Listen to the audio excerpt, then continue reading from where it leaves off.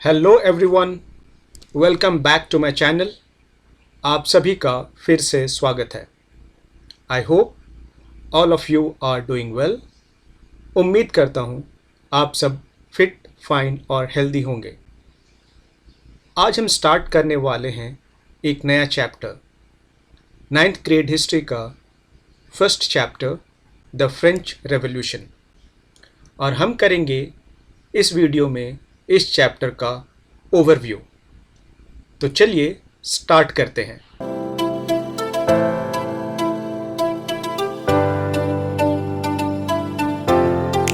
तो चलिए देखते हैं कि हम इस चैप्टर को किस तरह से पढ़ने वाले हैं। इस चैप्टर को हम 7 पार्ट्स में पढ़ने वाले हैं। फर्स्ट पार्ट में हम लोग ओवरव्यू ऑफ फ्रेंच रेवोल्यूशन करेंगे। पार्ट 2 में हम लोग इम्पॉर्टेंस ऑफ फ्रेंच रेवोल्यूशन करेंगे। थर्ड पार्ट में we are going to look at the causes of French Revolution. In the part 4, we are going to look at the socio-economic condition of France. Fifth part में मैं आपको French revolution की story बताऊंगा। Part 6 में हम लोग timeline of French revolution देखेंगे। And finally part 7 में we are going to do a detailed study as per the NCERT book. तो हम लोग एनसीईआरटी बुक को लाइन बाय लाइन पढ़ेंगे और समझेंगे फ्रेंच रेवोल्यूशन को। तो चलिए हम लोग सबसे पहले ओवरव्यू ऑफ फ्रेंच रेवोल्यूशन करते हैं। इसके लिए मैं आपको ले चलता हूँ वाइट बोर्ड पे और वहाँ पर एक्सप्लेन करूँगा। तो हम लोग वाइट बोर्ड पे आ चुके हैं और हम लोग अब यहाँ पर करेंगे ओवरव्यू ऑफ फ्रेंच रेवोल्यूशन। देखेंगे कि फ्रेंच रेवोल्यूशन के सबसे इम्पॉर्टेंट एस्पेक्ट्स क्या क्या थे, यह स्टोरी किस तरह से चलेगी, वहाँ पर इवेंट्स किस तरह से होंगे, इसके बारे में एक छोटा सा ओवरव्यू करेंगे। सो फर्स्ट पॉइंट देखेंगे, flow of this chapter. Flow of this chapter, ये चैप्टर किस तरह से चलता है और ये किस तरह से ख़त्म होगा वो देखेंगे। तो ये चैप्टर स्टार्ट होगा 14 जुलाई 1789 से और यहाँ से स्टार्ट होगा फ्रेंच रेवोल्यूशन।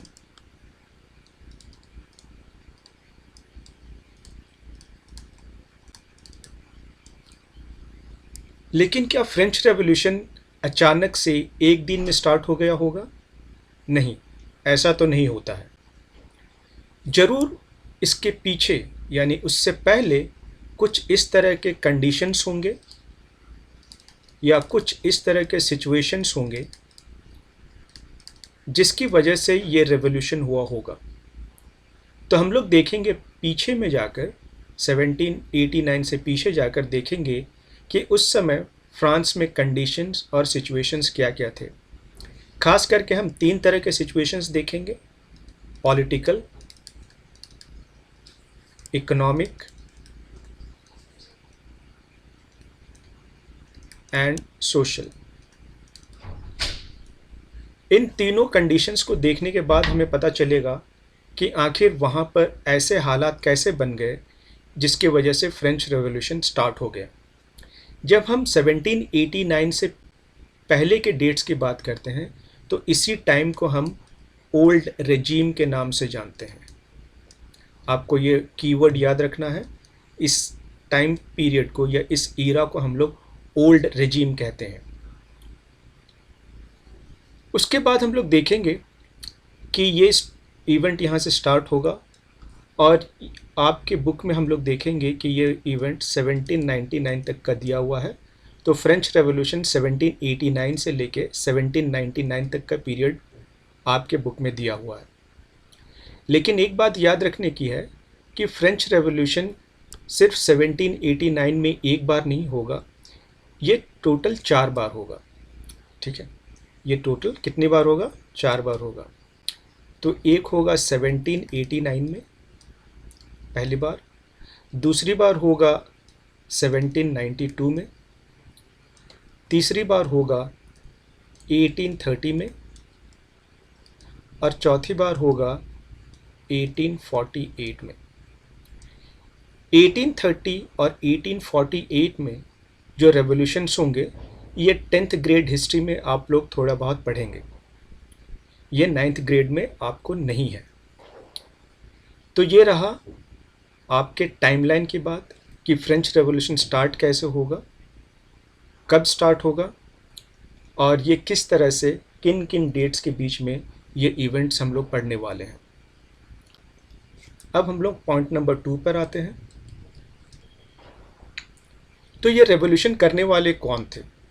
तो जो रेवोल्यूशन करने वाले लोग थे वो पीजेंट्स थे। अगर हम इस चैप्टर के हिसाब से जाएं तो उसी को हम लोग थर्ड स्टेट कहा करते थे। इनफैक्ट फ्रांस और यूरोप में उस टाइम में हम लोग देखेंगे कि समाज 3 वर्गों में बटा हुआ था, 3 क्लासेस में बटा हुआ था। पहले क्लास को हम लोग क्लर्जी कहा करते थे, सेकंड क्लास को हम लोग नोबिलिटी कहा करते थे, और जो थर्ड स्टेट हुआ करते थे उसी को हम लोग पीजेंट क्लास भी कहा करते थे। तो ये एक सोशल ग्रुप था जिसमें ज़्यादातर जो लोग थे वो पुअर थे।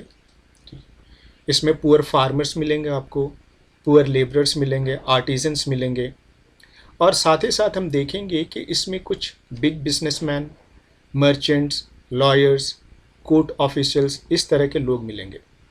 और यही लोग हैं जो रेवोल्यूशन करेंगे किसके खिलाफ? मोनार्की के खिलाफ। ये विद्रोह करेंगे मोनार्की के खिलाफ।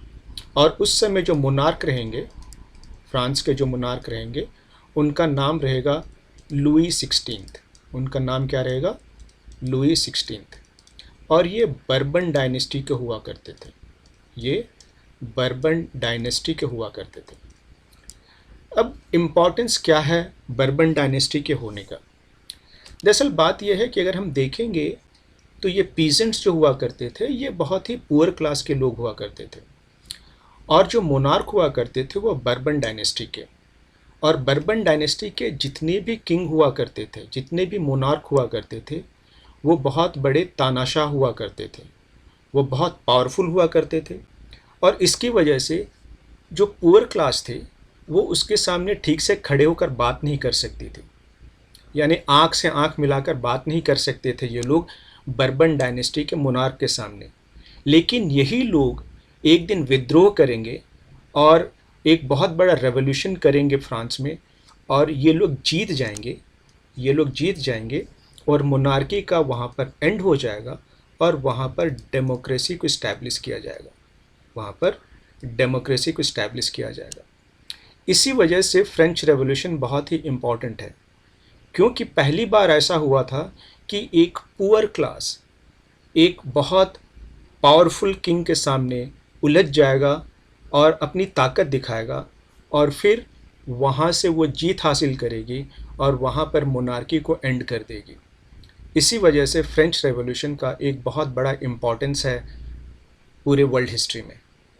अब हम आते हैं पॉइंट नंबर 3 पर।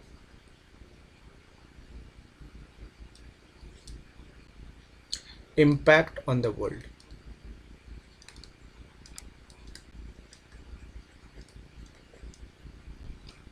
जब फ्रेंच रेवोल्यूशन होगा तो ये पूरे वर्ल्ड में तहलका मचा देगा, और उसकी वजह ये थी कि पहली बार जो पीजेंट क्लास है, जो पुअर क्लास है, उनको ये लग गया था कि अगर राजा बहुत ही ताकतवर क्यों ना हो, फिर भी उसको हराया जा सकता है, उसकी सल्तनत को मिटाया जा सकता है, और वहाँ पर डेमोक्रेसी को इस्टेब्लिश किया जा सकता है। तो इसका एक बहुत बड़ा इम्पैक्ट होगा पूरे के पूरे यूरोप में और पूरे वर्ल्ड में। Okay, students, there is an important announcement for you. I will be conducting online doubt clearing session starting from first week of May 2025. It will be done every Sunday, and the time is between 9 a.m. to 9:45 a.m. and it will be done through Google Meet.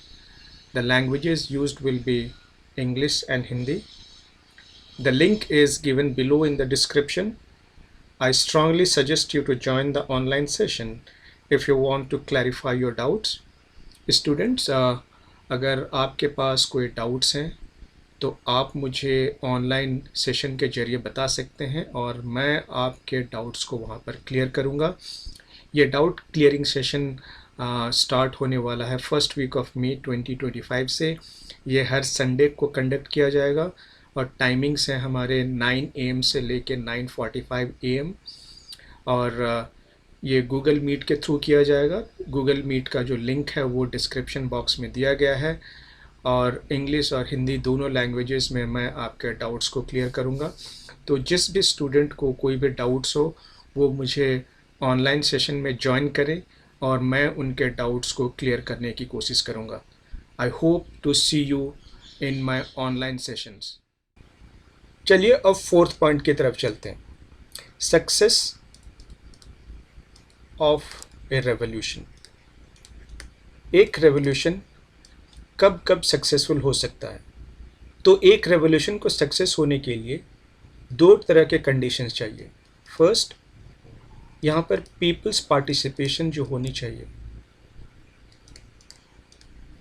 वो large number पे होनी चाहिए। ज़्यादा से ज़्यादा लोग उस revolution में पार्टिसिपेट करना चाहिए। जितने ज़्यादा लोग होंगे उतना ज़्यादा रेवोल्यूशन के सक्सेस होने के चांसेस होती है। एंड पॉइंट नंबर 2 कि वहाँ पर प्लानिंग अच्छी होनी चाहिए। प्लानिंग के साथ साथ वहाँ पर रिसोर्सेज भी होने चाहिए लोगों के पास, ताकि उस रेवोल्यूशन को अच्छी तरीके से किया जा सके। और ये प्लानिंग और रिसोर्सेज जो प्रोवाइड करते हैं, या जिन लोगों ने फ्रेंच रेवोल्यूशन के दौरान या यूरोप में जो भी रेवोल्यूशंस हुए उसके दौरान प्लानिंग करना और रिसोर्सेज को प्रोवाइड करने का जो काम था वो लिबरल्स ने किया था। लिबरल्स एक सोशल ग्रुप हुआ करती थी, ठीक है, और ये सोशल ग्रुप एजुकेटेड थे, ये पढ़े लिखे लोग थे। इन लोगों ने पढ़ाई लिखाई की, इन लोगों ने फिलोसोफर्स को पढ़ा, इन लोगों ने जब किताबें पढ़ी तो इनका दिमाग खुला, और इनके दिमाग खुलने के बाद इनको ये लगा कि जो सिस्टम्स ऑलरेडी एग्जिस्ट कर रही हैं समाज में उसको बदलने की ज़रूरत है। और इसलिए लिबरल्स का एक बहुत बड़ा हाथ रहेगा यूरोपियन हिस्ट्री में और वर्ल्ड हिस्ट्री में। ये लोग रेवोल्यूशंस को करने में और उसको सपोर्ट देने में एक बहुत बड़ा रोल प्ले करेंगे। और जब जब लिबरल्स ने किसी भी रेवोल्यूशन को सपोर्ट किया है तो वो रेवोल्यूशंस सक्सेस हुई है। आज का सेशन हम यहीं एंड करते हैं। नेक्स्ट वीडियो में हम इम्पॉर्टेंस ऑफ फ्रेंच रेवोल्यूशन पढ़ने वाले हैं। Thank you for watching this video. अगर आपको ये वीडियो अच्छा लगा है तो इसे लाइक करें। अगर अभी तक आपने इस चैनल को सब्सक्राइब नहीं किया है तो सब्सक्राइब करें। मिलते हैं नेक्स्ट वीडियो में। तब तक के लिए take care and keep learning. Bye bye.